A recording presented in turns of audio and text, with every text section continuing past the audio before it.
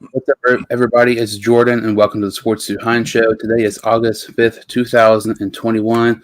And in this episode, I am joined by Joe Morley. How you doing today, Joe? What's going on, man? I'm doing great. Ready to talk about all kinds of sports with you and get this going.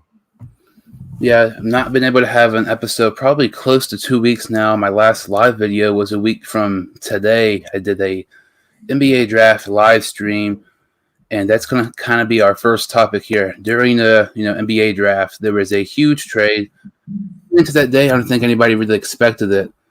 And I hate seeing it being a Boston Celtics fan, but Russell Westbrook gets traded to the LA Lakers. What are your kind of initial thoughts on that trade, and do you think it will pan out well for the Lakers? Well, me being a Laker troll, I think it's a horrible trade for everybody out there that knows me. I'm not the biggest basketball fan, but I do love to troll, and I did that all last season, and I'll do it all again this year. Russell Westbrook is a ball hog, right? And in my opinion, he's a ball hog, and you're going to put him with LeBron James, and you're going to put him with Anthony Davis, and of course they made a bunch of other moves. They're going to be a good team, but I don't think it's going to work out. Westbrook has not worked out well with many other players around the league. He's been on multiple teams with big three implications, and they haven't turned out well. So, no, I don't think this is going to be a great move for the Lakers.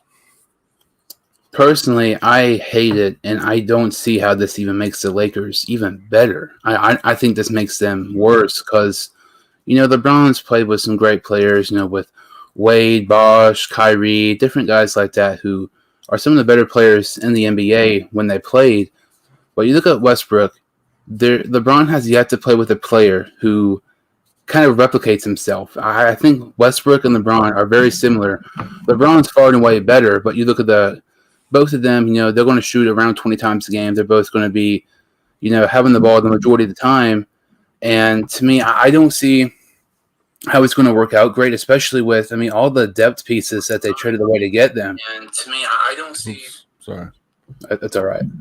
Kuzma, Harrell, and cannot remember the other guy's name. Completely blank right now. But I don't see how LeBron plays with Westbrook because they're very similar. And something that really intrigues me, realistically, if you're a fan of the NBA, pretty much LeBron, whatever team he's on, he'll trade to get players. He's called the GM for a reason. So the fact that he wanted this to happen is very interesting because I don't know how we're going to see LeBron and Westbrook exist together, playing great basketball when they're exactly the same. And I don't know because you mentioned Westbrook hasn't been able to win. He couldn't win with Durant and Harden early in his career. He cannot win with Durant in Oklahoma City. Everybody talks about, the Warriors blowing a 3-1 lead. The Warriors would not even been in the finals because the Thunder blew a 3-1 lead as well in that same season. He couldn't win with Harden. And then you go to LeBron, who right now I feel like expectations, wherever LeBron plays, it's always championship or bust. Yeah. But with all the signings now, I'm interested by it. I honestly, I don't even know the Lakers are going to make it out of the West. And I know I sound crazy, but, you got the Warriors. Curry was phenomenal this season, and if the Warriors were a playoff team or had a better record, I think Curry probably could have ended up winning the MVP. You have Klay Thompson coming back from a injured season. Draymond Green. They had a really nice draft. They also have Andrew Wiggins, and to me, I'm interested in this Westbrook situation. This is something I did not think would happen, but I'm especially with Westbrook and LeBron. I'm very interested with the Lakers and, kind of Carmelo, they actually signed Carmelo as well. And, I feel like it's one of those situations, it was bound to happen eventually with Carmelo being on the same team as LeBron. So what are your kind of thoughts on that signing too? Well, I guess that's the only bright spot of the Lakers is finally we could see if Carmelo can finally get that ring. It's going to take him chasing it. I guess that's what we're going to call it because he had to chase it and get put on a good team. But it's good to see Carmelo and LeBron work together and be on the same team, I'm gonna cheer for that. That's the one thing that I can cheer for and get behind is to see Carmelo Anthony get a ring. And I think that's gonna work out. I think Carmelo has learned throughout the career how to work with people, and he had that bad name at the beginning, but you don't really hear it anymore. But yeah, Carmelo and LeBron are going to work fine together. It's just the Westbrook one that I'm worried about. Yeah, I agree. I feel like, honestly, Carmelo, I wasn't surprised that he signed with the Lakers. And, they've also, signed Dwight Howard back. And you look at all of a sudden, you look at the Lakers roster. They definitely have the oldest roster right now. And they have 5 future Hall of Famers. And more than likely, in Davis, Westbrook, LeBron, Carmelo, and Dwight Howard, which is crazy. But to me, I feel like Carmelo was kind of obvious. Something I kind of thought could have happened, but obviously wasn't going to after the Russell Westbrook trade, was that CP3 could have ended up, declining his player option with Phoenix and going to LA on a cheap deal, basically just to get the ring and go out, a champion. Basically, he does not have a ring, and everybody thought he could have got a ring, this season. Yeah. But I thought that kind of made a lot of sense. But with Westbrook, especially with CP3 signing that huge extension with the Suns, to me, I would say as of right now, I think that's definitely one of the worst signings in free agency. I know it kind of sounds crazy because CP3 was such a valuable piece to the Phoenix's team this past season. The Suns were not in the playoffs for a decade. He leads them to the finals. But the fact that Chris Paul, he's 37, about almost 37. He's going to be getting paid over $30 million over the next 4 years. You look at the Suns, they have a really nice young squad, like with DeAndre Ayton, Devin Booker, some other nice guys as well. But when you sign CP3 to a huge contract, when the contract's over, he's going to be 41, something like that. Yeah. Signings like that can ruin a team's future very, very easily. And I feel like those type of signings are happening more and more in the NBA. And when teams are urgent or desperate to sign a top guy or re-sign him, they don't really think about, what that could possibly end up going in the future. Instead of signing some guy who's going to be a free agent a year or two from now, they can't sign him because they signed an old guy to a huge contract for a ridiculous amount. Yeah, and I understand where people are coming from with the Chris Paul. They're mad about how much money he's making on the back end because he is 36, he is old, and they're worried about how much it's going to hurt them in the future. But he just took the Suns to the NBA Finals. He just took them, like you said, you mentioned 11 years without even making the postseason, and they finally made it, and they went all this way. Sometimes in sports, like it or not, they have to award contracts to people for what they did, even if it's going to cost them a little bit in the future, and they know it. You've seen it. This is like a thank you to Chris Paul, and you know what? As you look at you actually look at the contract. Really, it's like a 3-year deal because that 4th year doesn't carry any dead money. The 3rd year carries about $15 million of dead money. So if after 2 years he starts to not play well, I guess they can get out of it for about 15 million, or they have to keep him in for the whole 30 million. But the last 2 years are kind of like iffy on the deal, so it's not as bad as people would seem once you actually break down the deal on itself. But yeah, I think it's like they're rewarding him and saying thank you for what he did this year, even though they know he won't live up to the whole contract. Yeah, to me, I kind of thought it would have been much better for not only for Chris Paul, but for Phoenix if it was just a strict 2-year contract. Because you can kind of see by then if Phoenix are, a finals contender like they were this past season, but you're also going to look at, if it wasn't for injuries, realistically, I don't feel like Phoenix would have been nearly as far as the finals, with the Lakers being hurt, other teams, the Warriors were injured. If they would have made the playoffs, I think they would have been one of the better teams as well. And I kind of think it's just crazy to think that Chris Paul has yet to get a ring, and he was so close, and now he's signing a 4-year deal. Some people think he could retire if he would have won. Now he signs a 4-year contract. So was there any other kind of big signings in the NBA or trades or anything like that you were kind of surprised by? Not really. I'm just surprised that Lillard stayed put as of right now, and that's about it. Um, I'm just waiting for the Ben Simmons news, and once that happens, that's probably the last one that we've all been waiting for, right? And it's crazy because it's like they wanted Wiggins, they wanted Wiseman, and 4 first-round picks in return if Simmons would have been traded to Golden State. No, I mean, Ben Simmons isn't even a top 15 player. I mean, if you're going to trade something like that, he has to be a top 10 player. Honestly, I might sound kind of crazy. There were some rumors possibly Philadelphia was talking to the Cavs about Simmons for, Sexton and a couple other players and picks. I would not even trade Colin Sexton for Ben Simmons straight up. Oh, no.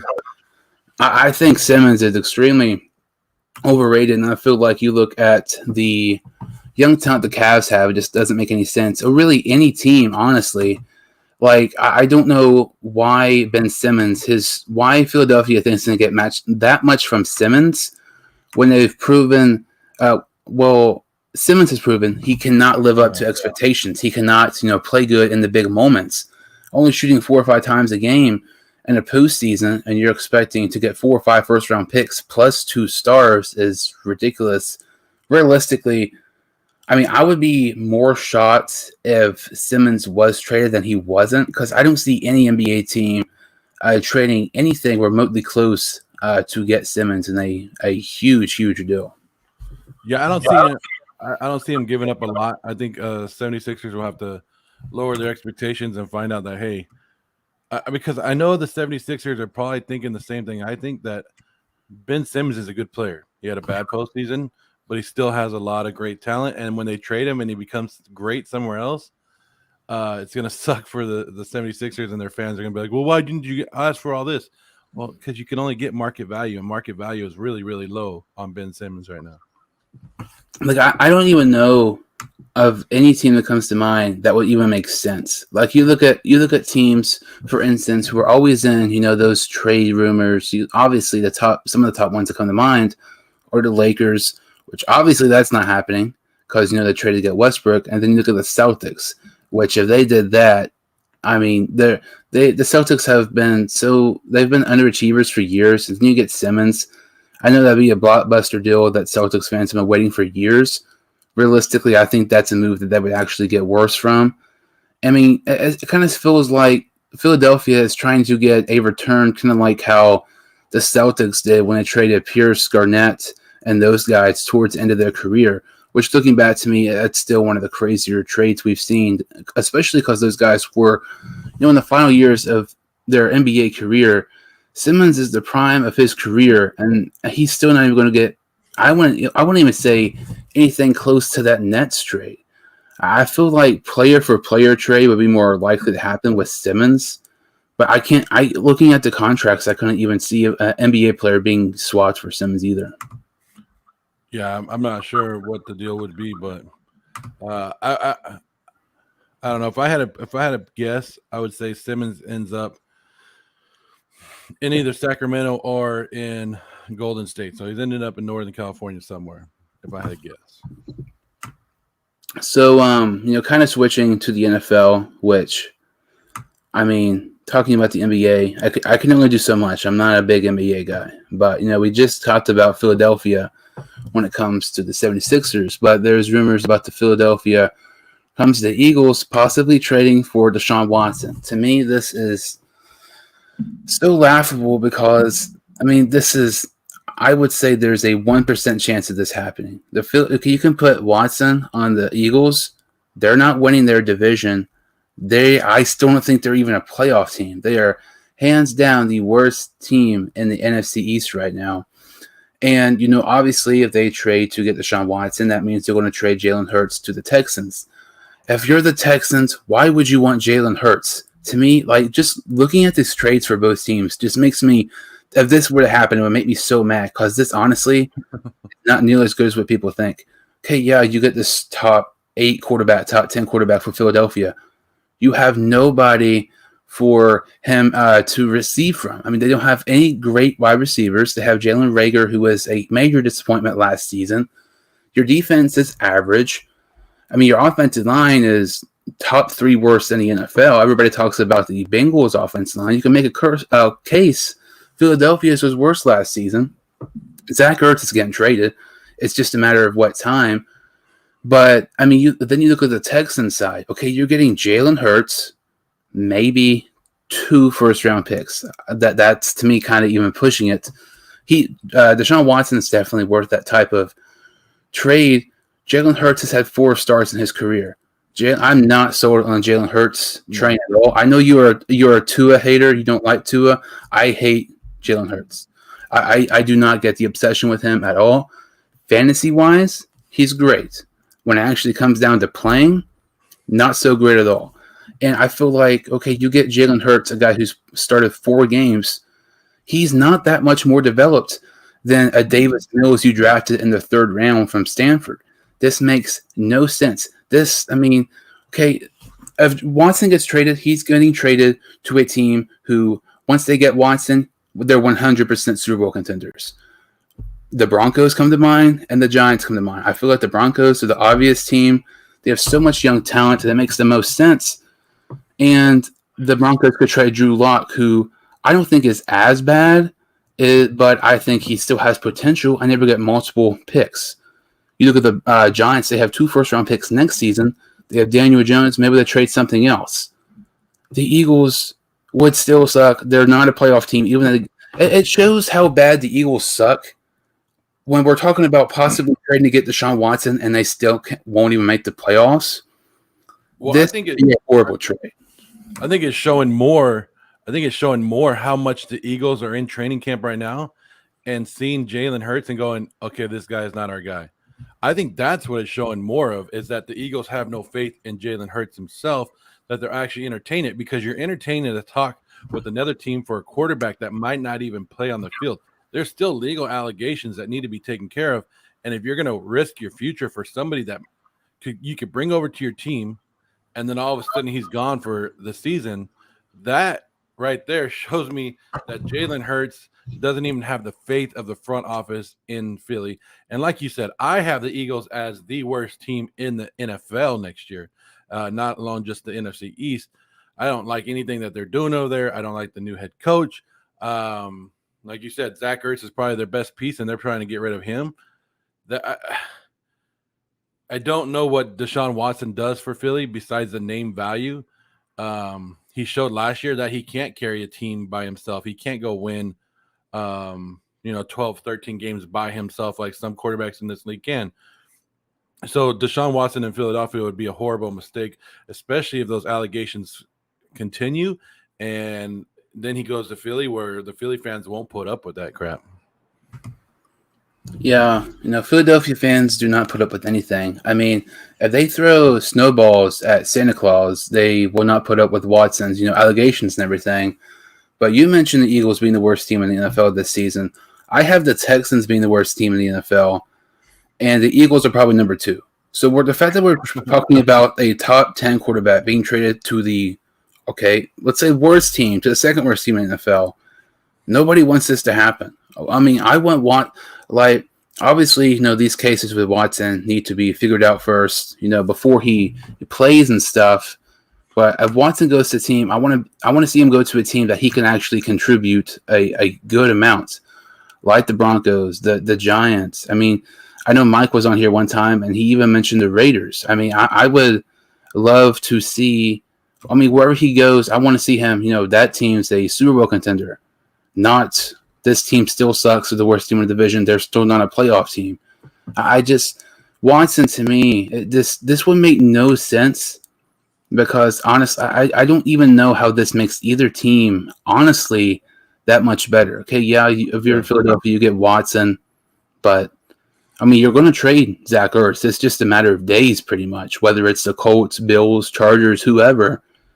And then he has even less targets. I really, really hope this does not end up happening. And I don't see multiple first-round picks. I don't see them trading him for multiple first-round picks. At one point, they had him playing safety at the start of spring training or spring training camps. Deshaun Watson, they had him playing safety. They're going to have to get rid of him. He doesn't want to be there. They kind of don't want that there anymore with all the allegations. They kind of don't want that media circus there. So they're going to get rid of him, and it's not going to cost Philly as much as everybody thinks it will, or the rumors that were like the 2 first-round picks. So it could be a bargain for Philly if the allegations go away somehow and nothing ever happens to him, then that would become a bargain. But I think it's going to be a lot of conditional picks, a lot of stuff like that. And this all could just be smoke out of Houston's camp, and they're just trying to say like, oh, Philly wants him. Who else wants him, and trying to make more work of it. And really, there's not even a market for him. And to me, I feel like the Eagles aren't even the team in the NFC East that's most intriguing to get Watson. I already mentioned the Giants, and I think even the Redskins would be really intriguing as well. I mean, I know they don't have that quarterback who's on a rookie deal like the Giants and the Eagles, but if you trade maybe like a big defensive guy or some picks or something like that, I think that makes them a sleeper Super Bowl contender in Washington. I just feel like this Watson thing, I mean, like you said, I think it could be rumors. And, this past season in the NFL, we've just had tons of rumors, whether, Russell Wilson once traded, that was blown up a proportion. Aaron Rodgers' situation, I feel like that was also, in a way, a little blown out of proportion as well. But it's going to be interesting where Deshaun Watson plays. Because, I don't think there's any chance that he will start for the Texans week 1, in my opinion. Yeah, and I don't think there's any chance that he starts anywhere week 1, to be honest with you. And that's something else. I feel like he should not be traded or anything like that until all these cases, are resolved and figured out and everything like that.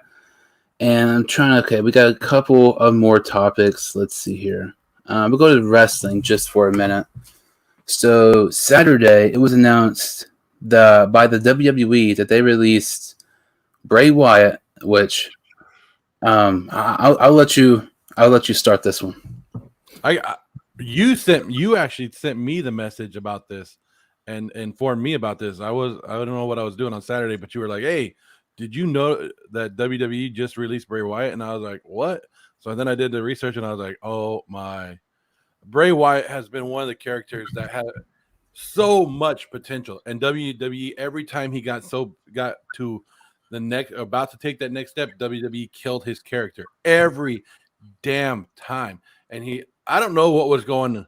There's like rumors of what's going on off or outside the ring with Bray Wyatt, and I don't know, and I don't get into that, but there's so much potential with his character, and I thought there was so much love around his character, and it actually showed, because they're actually chanting at these live events that they want Wyatt, and they don't really do that for a lot of people. And I don't know. I think WWE had lost a big potential right here, and we all know where he's going to go. And you look at all the releases, I would say this past year, but at WWE, you look at some of the, A-lister Black, just tons of different guys. Heath Slater, Zack Ryder, some of those different guys. This is easily, in my opinion, the biggest one and the biggest mistake by the WWE. This just makes absolutely no sense. I remember we were doing a video or something. We kind of talked about Bray Wyatt should have been this, this era of the Undertaker. It made so much sense. Yeah. They made him the way they had it. It was perfect. And then they kill off the Wyatt family, and then they have him pair with Randy Orton for a little bit, and then they have the Fiend, which to me, I can barely watch the WWE anymore. It is so boring. But the Fiend was pretty much the only character I was intrigued by, because he kind of had like the multiple personas, kind of like how Mick Foley did years ago. Mm-hmm. And it's crazy to think that Bray Wyatt, I believe this is his last match. I'm not for sure. But I think his last match was that horrific match between Randy Orton, I think it was, at WrestleMania. And the ending of that match, I remember watching it. It made no sense at all. And then, there was reports that Bray Wyatt was going to take time away from WWE.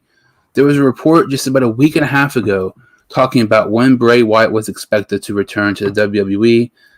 Now he's done with them, which is just absolutely insane. This is Bray Wyatt was one of those guys who I feel like you look at Roman Reigns, Seth Rollins.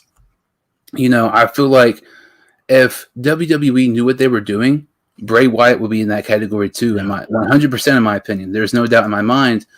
But it's one of those things with WWE.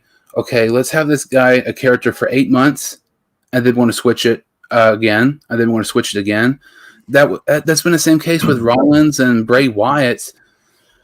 And he was even married to one of the announcers in the WWE as well. This is just mind-boggling and something to me that's very interesting. Okay, let's say Bray Wyatt wasn't going to be this next Undertaker, which he absolutely should have been. Yeah. Then there was reports. I mean, okay, if Bray Wyatt wasn't, maybe Aleister Black would be, and then he gets fired. It's like this makes no sense, and it's kind of hard talking about these releases and not mentioning AEW. But I mean, Aleister Black had a match with Cody Rhodes yesterday, and I feel like Bray Wyatt to AEW. I know there's lots of people complain that AEW signs too many ex-WWE guys. Yeah. But at the same time, when a guy like Bray Wyatt is a free agent, to me, like, you don't have a choice. Like, I know you're going to get the heat. Oh, you signed too many ex-WWE guys. Okay, but like, I just feel like this is a type of situation where AEW fully has to take advantage of it. And I know in the interview last week, Vince McMahon said that AEW wasn't competition. And he said that he would be open, he might just release more people. They need to stop being so cocky because, I mean, really look at all these guys, not just AEW, but, just different, wrestling companies have got from all these releases. Like, does it make you feel like they're kind of in cahoots, that maybe AEW and WWE are working together behind the scenes, and maybe that's a little conspiracy theory, but maybe they are, because maybe Vince McMahon realized that he makes more money when there's competition. I've seen rumors of that, and I've thought about that before. And to me, that would be like just crazy. I feel like the internet, the Twitter, Instagram, wrestling community would just go insane. Like, could you imagine, normally on Survivor Series, you would see, let's say, a 5-on-5 SmackDown against Raw. If we ever saw an AEW versus WWE event, like something like that, that would be insane. And I feel like there's times you kind of feel like they could maybe be in cahoots, because you really look at the relationship Jericho has with Vince McMahon, and you look at, Ric Flair was recently released by the WWE, but look at his relationship with Tony Khan. It's very interesting, and I feel like that it's an interesting point. And the more these releases happen, you kind of have to think maybe this could be that situation. Yeah, and did you see what Ronda Rousey tweeted out after the Bray Wyatt release? When she was like, "I've seen you same fans chanting, 'We want Wyatt,' last night chanting, 'We want some beach balls,' over when Bray Wyatt was performing. If the WWE treated him like he was expendable, it was because you ungrateful idiots did first."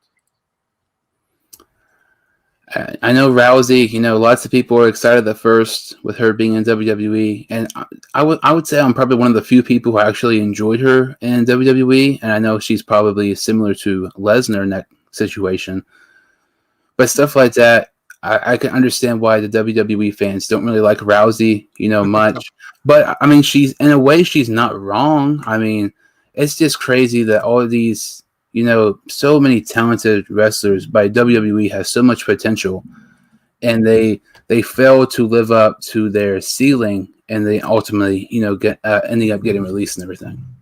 Yeah, and the thing about WWE is, like, you have a lot of fans that just show up, a lot of fair weather fans, but then you have your hardcore fans that know what's going on. They know the storylines. They know who's good. Like, the hardcore WWE fans weren't yelling Cena sucks every time he came out. Those are just the people that show up and just, like, they hear it one time on TV. Now they continue it everywhere else. They know who's the hardcore fans are the ones that show up and they know what's going on and they have a great time. But the wrestling fans get a bad name because of the fair weather fans that don't show up, but they actually heard something one time, so they're going to chant this all the time. But WWE is fun. And to go on Ronda Rousey, I was at that WrestleMania. I can't think of the number. Was it 31?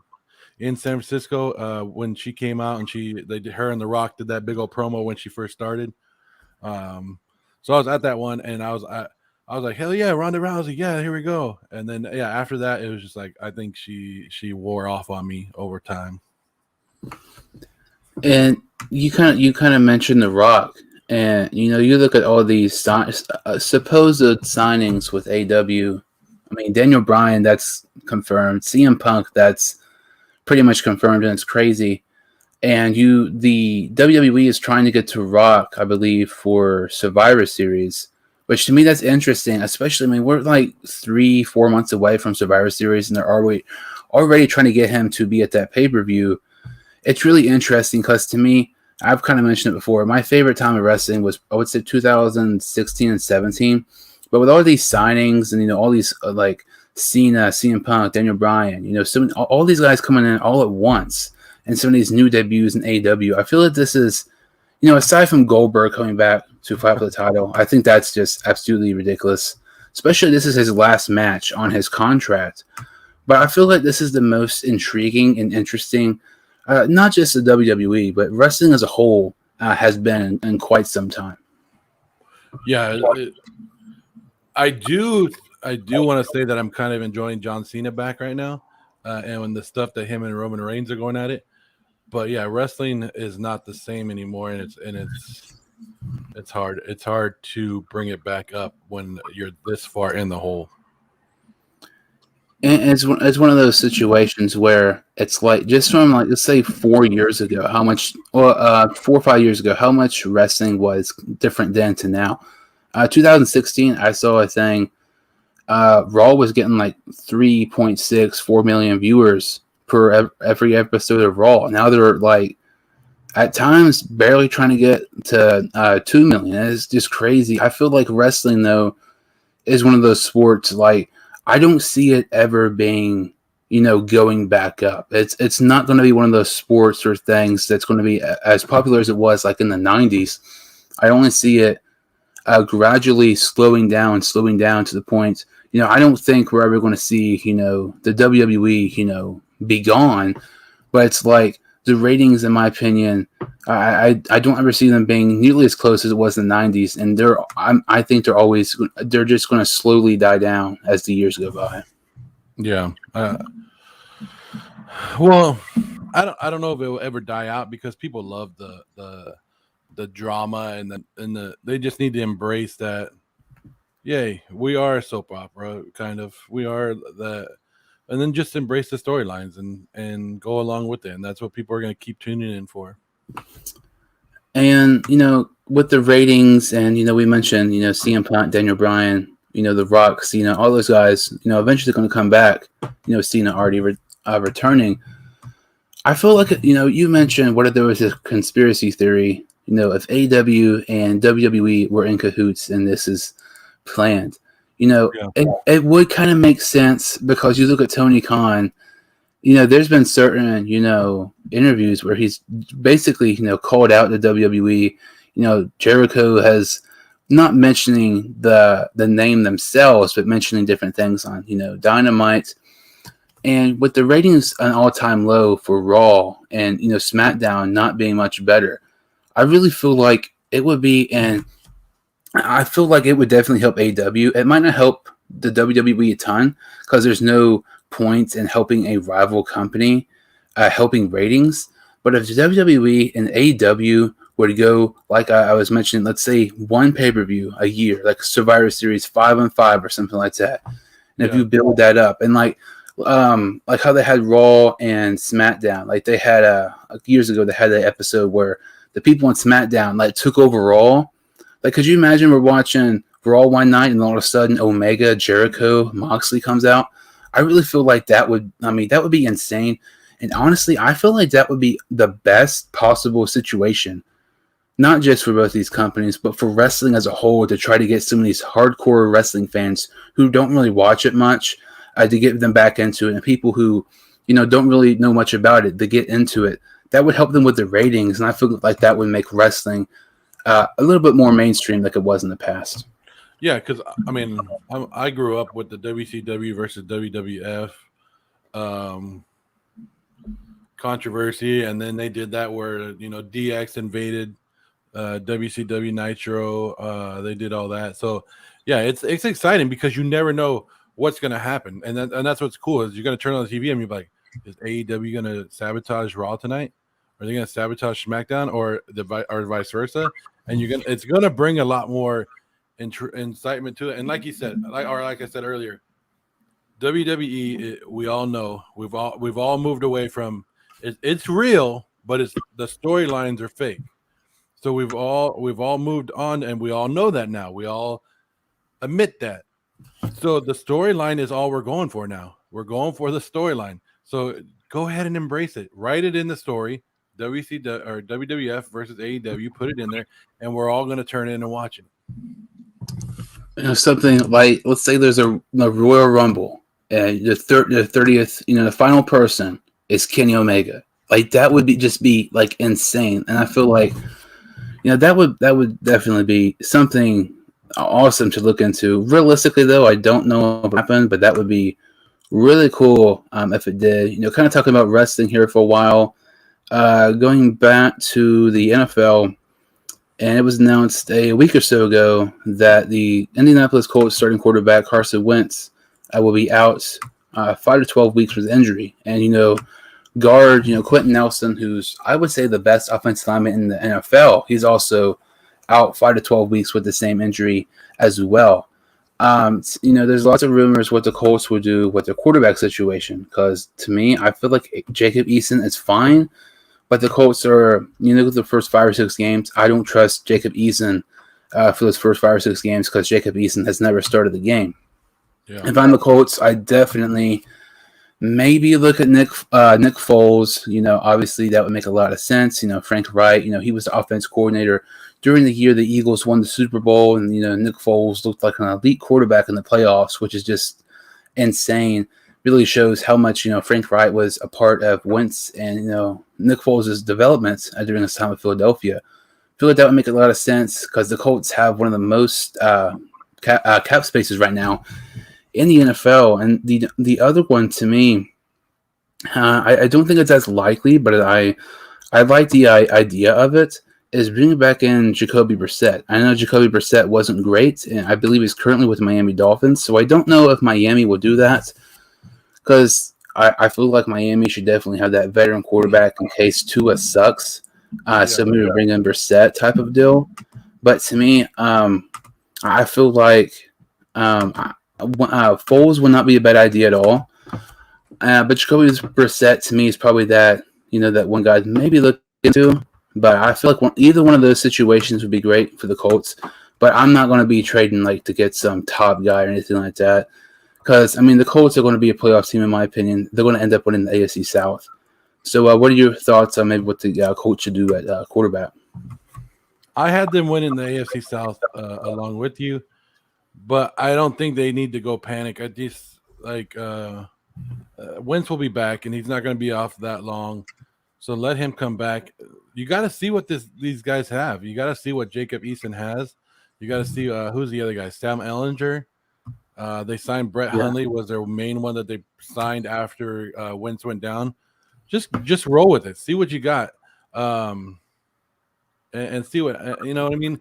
Like these guys are you drafted these guys for a reason. You drafted Eason in round 4 last year to come in, and a lot of people were saying, oh, when Phillip Rivers leaves, this guy could be the guy. Well, then Carson Wentz became available, and they went that route. So why not just see what he is? He's a big dude. I don't know if you see how tall he's 6'6". He's going to be standing back there. He's going to do his thing, and everything I've read on him about the training camps is that he hasn't missed a beat, and he's looking good. There's not training camp, everybody looks good, right? But there's some reports that come out from other training camps that are like, hey, 2 through 5 interceptions today. You haven't been hearing that about Eason and how bad he's been playing. So I think he'll be all right. And it doesn't hurt that all you got to do is hand the rock off, right, to Jonathan Taylor and the rest of those backfield. So I think they're going to ride with Eason. And I think Wentz will be back sooner than people think. There's a chance that he can actually even start week 1, and we're not even talking about these guys when it comes to the start of the season. Coming into college, I liked Eason quite a bit, and I wouldn't have an issue him starting if Wentz isn't able to go week 1. But you look at their schedule early on, I think it's pretty tough. But at the same time, you do look at Eason. He's not going to be having to throw 400 yards a game or anything like that because you look at the Colts. They have a tremendous offensive line. You mentioned Jonathan Taylor, and they have a fantastic defense. The Colts are one of those teams that if we put a quarterback there, he's not going to carry you. You just need to play average. You need to be a game manager, kind of like how Ryan Tannehill is with the Titans. I feel like if they would trade, I feel like Foles would make sense. Brissett would make sense, but that's not going to happen because I feel like Miami will not trade him because Tua will suck this season at some point. And let me see. The Rivers could come back and doubt that. Easton Rivers was talking about coming back, but he said he will do the whole first year at his high school because he's coaching high school football now, and he come back. His thing is I might come back for the end of the season because high school football will end early and come back for the playoffs. Come on, Rivers, chasing rings. You ever hear about that? Quarterback chasing rings. That'd be interesting. But yeah, Tua sucks. So I don't think the Finns let go of Jacoby Brissett. I was just looking at the schedule right now. So week 1, they play Seattle. Indianapolis plays Seattle, which Seattle used to be known for their defense, but they're not now anymore. Like last year, their defense got better towards the end of the year, but they had one of the worst ones at the beginning of the year. So if they start off slow, Jacob Eason could do good against them, and they can rely on that because that Colts defense is actually pretty good. That Colts defense is going to keep them in most of the games. Week 2 is where you're probably going to be hurting, and you probably would love to have Wentz back.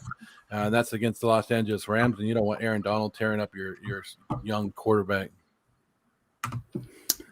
Yeah, Philly should sign with the Bucks. I don't see Rivers, coming back.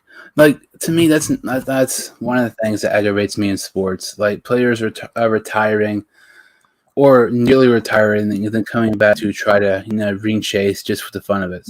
Like that's kind of aggravating to me.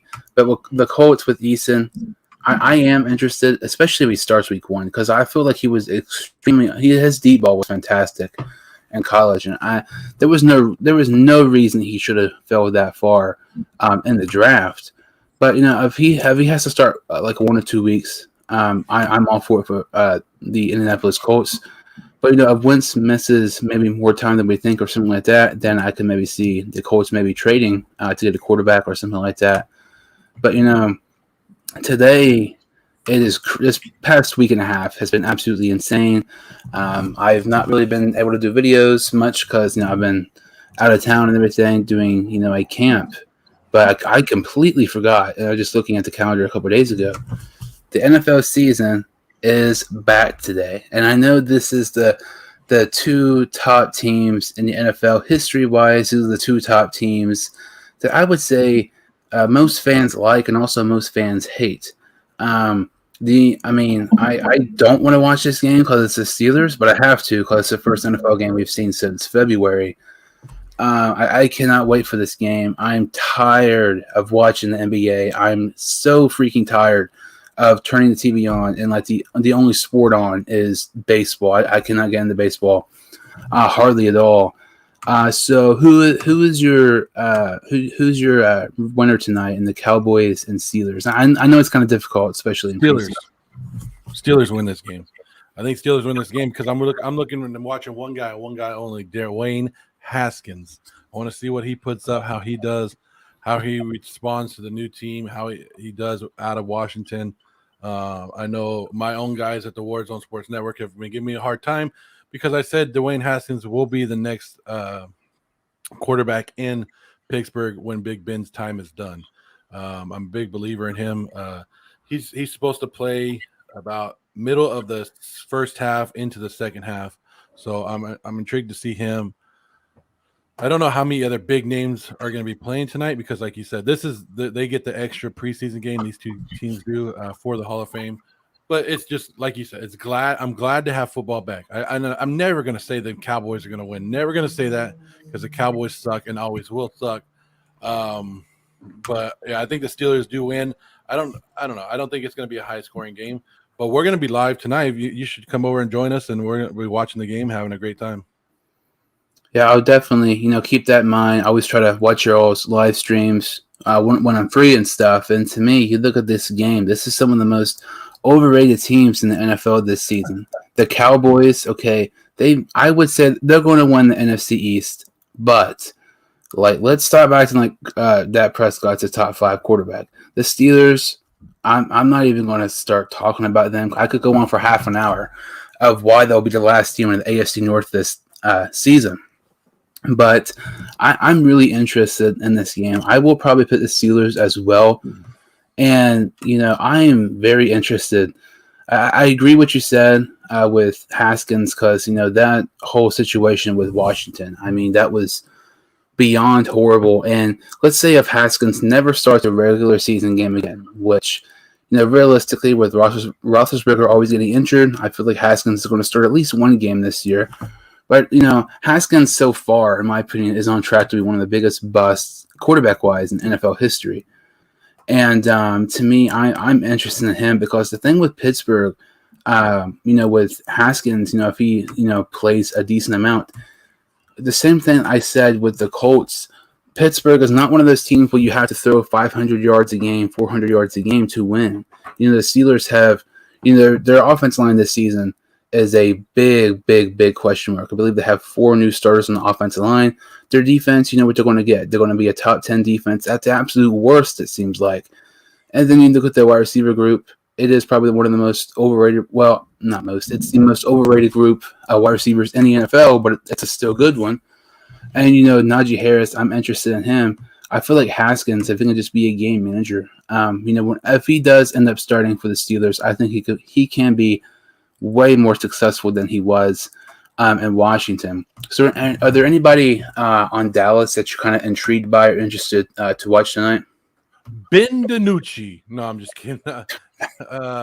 With Dallas, I think Jabril Cox, if he's playing tonight, the linebacker, because he fell in the draft. I want to see if he can live up to some of the hype. I don't know who's all playing, so that's kind of. I wonder if they're gonna let Canu Neal play at his new linebacker position and see, because he went from safety in Atlanta to now playing linebacker in Dallas. If he's actually gonna get some reps there during the game tonight, that'd be interesting to see that. Who else they got? I don't know. A lot of the backups are gonna be playing, so we gotta wonder. I don't think Tony Pollard would play that long, so he's probably already earned his spot. So I think it's more of the young defensive guys on Dallas that we want to see them do their stuff. Like I think they have a cornerback in Kelvin Joseph. So they went defensive heavy in the draft, and I want to see how it's looking for them. I believe they only drafted 1 or 2 offensive players in the draft. And if he's playing, to me, on Dallas, he's definitely the most intriguing player in this game. Well, aside from Dwayne Haskins. Micah Parsons. Nobody thought Micah Parsons was going to end up with the Cowboys, and then they get Jabril Cox later. They have, Van Der Esch, they have Jalen Smith. You mentioned Keanu Neal going to go to linebacker. They definitely had the best linebacker core in the NFL. And with Micah Parsons, you look at, we've talked about Deshaun Watson on the earlier today, talking about his allegations. He should not be traded before his allegations. I don't know how it was not talked about.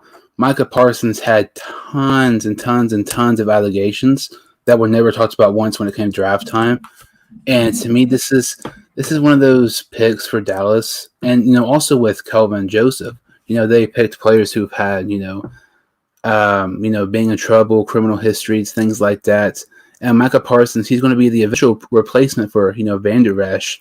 Him going to duo with Jalen Smith is very interesting. And Micah Parsons, I was just very surprised, how he was picked by the Dallas Cowboys. Very interested in him, but I don't know how much he'll play, though, because, that is one thing. These teams having the Hall of Fame game, they have 4 games. Everybody else has 3. So some of these guys who are going to make the team, and, some of these established starters aren't going to be playing nearly as much because some of these undrafted free agents are going to probably be playing a lot more because they have, not many ass games to showcase their skills. Yeah, and you're right, and that's what I'm saying. It's kind of hard to judge of who's going to actually play, but hopefully some of these rookies can get in there, and we'll get to see what they're about. But we're not expecting like the biggest names, and that's why I didn't bring up Parsons, because I don't know how much he's going to play. Hey, sometimes they go crazy. Sometimes they let these first rounders play the whole game, and that'd be interesting to see. Yeah, I mean, I'm so glad the NFL season. I know it's preseason, but it's better than nothing. I'm so glad it's back, so I can start talking about the NBA and occasionally baseball, because I just keep on I'm getting tired of talking about the NBA. I just cannot get into it. But speaking of the NBA, we kind of talked about Westbrook to the Lakers, the crazy madness of NBA free agency, Deshaun Watson and the rumors of him possibly being traded to the Philadelphia Eagles, Bray Wyatt shockingly being released by the WWE. What should the Colts do at quarterback with Carson Wentz being out? And the game tonight between the Cowboys and the Steelers, the Hall of Fame game and the first NFL season game, 2021 season. Cannot wait for it. So, Joe, can you tell some of the listeners who can follow you on social media? Yeah, you guys want to find me? Go head on over to Warzone Sports Network. You can find us on YouTube. You can find us on Instagram, TikTok, Twitter, Twitch. We're everywhere. Facebook, Warzone Sports Network. Everywhere you want to type it in, we should be popping up. And www.warzonesportsnetwork.com. Yeah, I'll put the links in the description, with all that stuff. You all are doing a great job over there. I mean, you all are having content like every single hour, it seems like. So I posted yesterday, you all had like 3 or 4 videos, one day, just absolutely crazy. Thanks for joining everything. Make sure to like this video and subscribe to the channel. Follow me, the Sports 2 Heinz Show on Instagram and Twitter. I'll see you all next time on the Sports 2 Heinz Show.